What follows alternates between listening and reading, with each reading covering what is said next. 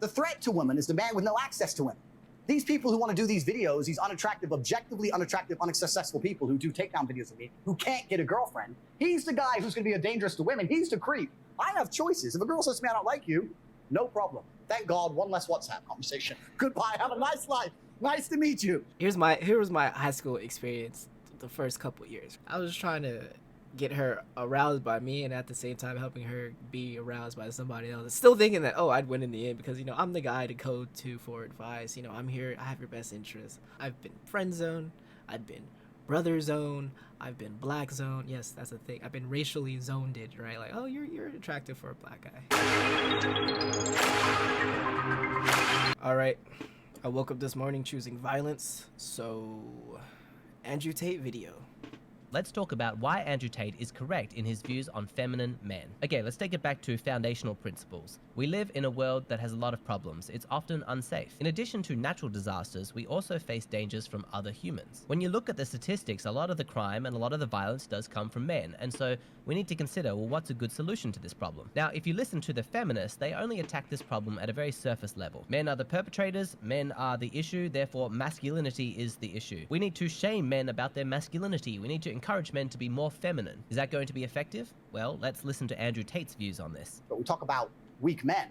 This is what's scariest about this entire agenda they're trying to purport, because their ideas, like the feminist idea and like the mainstream idea and like Logan Paul's ideas, all their ideals is if we weaken men, then if they become weak enough, they'll no longer be a threat. And I argue that point absolutely. I think the most dangerous men on earth are the weak men. I think inside of every single man, we're born with a fire inside of us that if we do not control, can destroy ourselves and other people. Yeah, I think feminists or whoever wants to attack masculinity, I think to them, the solution to toxic masculinity is to create weak men.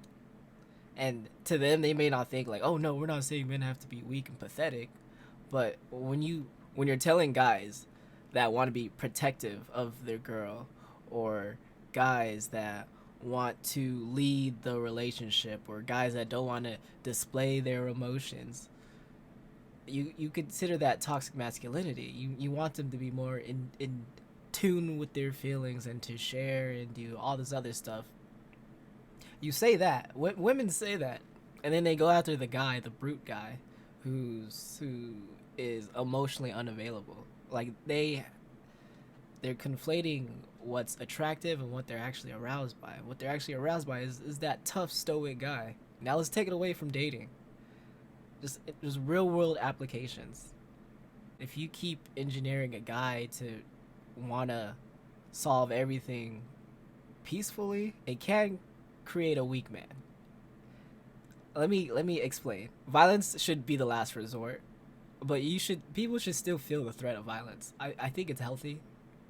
I think it's healthy for people to feel the threat of violence, right? You want to resolve everything verbally, but people should you can do that. Little Chester could come into in the middle of a fight, stop these two brutes and be like, stop, we shouldn't be fighting, and then he gets his ass whooped. There should be some level of threat behind your words, is what I'm trying to say. I 100% agree with him. I think that the idea that masculinity is inherently toxic and something that we need to get away with is ridiculous. When we look at the things that we have achieved in our society, the progress, the abundance, the safety, so much of that is due to the power of masculinity. That's what masculinity does in its positive expression. It builds, it creates, it leads. Why have we forgotten that? Even assuming that toxic masculinity is a thing, why would femininity be the solution? Why wouldn't it be positive masculinity? That fire that Andrew Tate talks about that's inside every man is a very real thing. Jordan Peterson has spoken about this. That at the core of every man is a capacity for violence, which is one of the reasons why it's so important that men learn something like martial arts. Going back to his points on the positives of masculinity,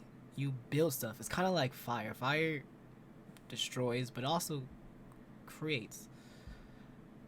Same thing with masculinity. Like the most positive thing a masculine person can do is lead, build a society. I want women to really think about this.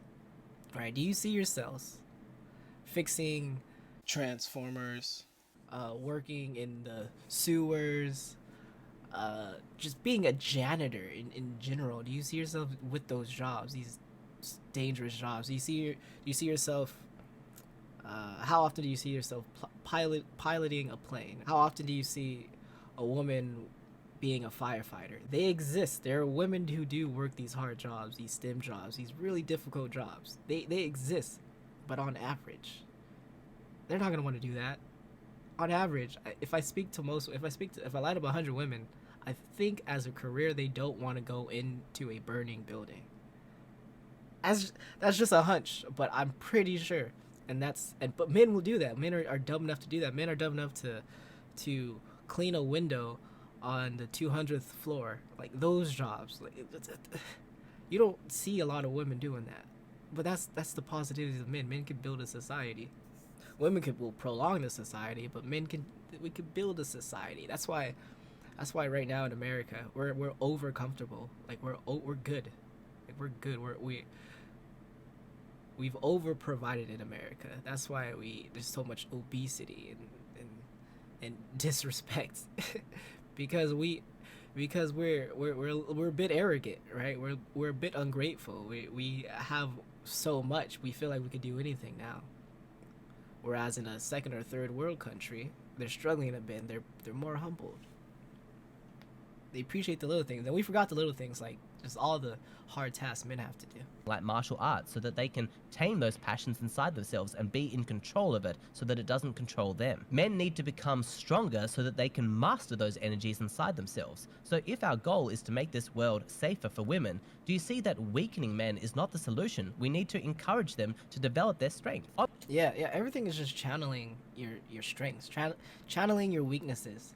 You're gonna get angry. You're gonna want to throw a punch. You're gonna want to be sad sometimes. But what do you do with that? What's the healthiest outcome you could get when you feel sad? Having a population filled with happy, healthy, successful men is going to be good for everybody. When all of the men around feel content inside themselves, they feel like winners, it's going to be safer for women. And Andrew Tate talks about this as well. The threat to women is the man with no access to women. These people who want to do these videos, these unattractive, objectively unattractive, unsuccessful people who do takedown videos of me, who can't get a girlfriend, he's the guy who's going to be a dangerous to women. He's the creep. I have choices. If a girl says to me, I don't like you, no problem. Thank God, one less WhatsApp conversation. Goodbye, have a nice life. Nice to meet you. Like, it doesn't matter to me, right? So the men who are successful with women are not the dangers. It's the men who are unsuccessful with women who are the dangers. So once again, the whole paradigm is shift. It's bullshit. I have no reason to hurt a female or rape a female or trick a female in any regard. Why would I do that? To all 5 women who are ever gonna see this video, can't you tell when you're talking to a guy, you meet on a dating app or in person, can't you tell when you talk to a guy if he's been around the block, if he's used to dating and talking to a lot of girls, as opposed to a guy who's not very used to it? You could see the difference. A guy who has an abundance of hoes and a guy who's lucky enough to even be talking to you. You can feel the difference in the conversation, because the guy with the abundance of options, he's gonna be smooth. He's not gonna be ignorant. He's gonna be more on the confident side, right? As opposed to the guy who's lucky to be talking to you. He's gonna be double, triple texting you, asking what you're doing several times. He's not gonna be very good at carrying the conversation. You know what? He may be good at carrying the conversation, but he may show too much affection. And we all know, as much as women love affection, receiving affection, there is such thing as you can't. Too much of a good thing is a bad thing. There's such a thing like that. Women can tell. So you get a guy who gets next to no women, and you add that frustration, and you add his testosterone and these negative emotions, and nobody to help him through it all. It leads to violence. It leads to, if I can't have it, if they won't come with me, then I'll just take them. AKA, that's what we need to avoid. And to avoid that, we just create stronger men. Men that's like, hey, teaching men, yo, women are to be protected. Period. And they live life in abundance. Like, I don't need her. What the heck? I'm over her. Like, I'm done. She doesn't want to talk. All right, I'm gonna leave it alone. That's a masculine dude. That's a masculine, successful guy in terms of his social life and relationships. Once again, he's absolutely correct. As a successful man, he's not one of the ones that we need to watch out for. It's the guys who are losing, who feel awful about themselves, low self-esteem, no prospects, those are the guys doing creepy acts and forcing themselves onto women. It's quite funny, later in the podcast, Andrew Tate tells the stories of all these guys who make hate videos about him online, you know, looking at videos of him partying on his boat with all of these girls. And these guys are furious with the girls. Like, why are you partying with him? Like, essentially, why aren't you attracted to me? I actually respect women. I'm nice to women. You should save all of that adulation for guys like me. They're still waiting for their medal, you know, their pat on the back that says, yes, you've respected women. You've been a feminist ally. Now here's a whole bunch of sexual attraction for you. But Andrew Tate exposes... That was me. That was me in high school. Holy crap. Here was my high school experience the first couple years. I meet a girl. Right, we exchange numbers. I'm talking to her every night, basically. I'm talking to her all the time. Yeah, I double text every now and then. I'll send them a good morning. They don't reply. They don't reply, and it's approaching bedtime. I'm gonna send them a good night, unprompted. I'm gonna just send them a good night text. Right, we're talking, and then they bring up their boyfriend trouble. Right, and I'm trying to be. I don't know what. Like, I'll get to that point in a second. But I was trying to get her aroused by me, and at the same time helping her be aroused by somebody else. Still thinking that, oh, I'd win in the end because, you know, I'm the guy to go to for advice. You know, I'm here. I have your best interest. Yada, yada, yada. Long story short, yeah, they don't end up with me. They don't. In fact, they're surprised to know that I even like them. Like, oh, I don't see you like that. Or I've been friend zone. I've been brother zone. I've been black zone. Yes, that's a thing. I've been racially zoned, right? Like, oh, you're attractive for a black guy. But more on the simp stuff, because that's what he's basically getting at. I was a simp. I didn't know what I was doing. And then here's the thing. Here's the awful thing. This was the awful thing about me in high school. I hated my guy friends that would get the girl, right? The girl that I like, they get with, right? Not knowing I was even, you know, I never had her. They didn't even know that I was interested in her. But just I blink and she's just on their dick. I'm like, what the heck is going on? And me knowing these guy friends personally, how they speak to women, how they're flirting with every girl when they have a girlfriend themselves, I'm just like, yo, how is anybody not seeing this? Right? This guy's not a good guy. You shouldn't be attracted to him. So I would hate my guy friends. I would hate them. I'd be jealous of them, right? I'd have a stank look on my face every time I see them doing something they shouldn't be doing, right? And these guys weren't necessarily cheating, but just the way they acted around other women when they had a girl already. But I was envious. I didn't know what to do. I thought, yo, I'm the white knight. I'm the good guy. All right. I was raised to be very affectionate and nice to girls. My mom told me everything about dating and how to treat women, and then I do those things and I come out with nothing. There were like 7 girls I was interested in high school, and I was successful with one out of 7. So yes, nice guys do finish last. Successful men are not likely to disrupt or endanger women because they're successful, they have no motivation to. And I want to play a small clip from Andrew Tate talking about this from a political perspective. That can be extrapolated if you look at the political parties of the world, or you look at the different ideas, etc.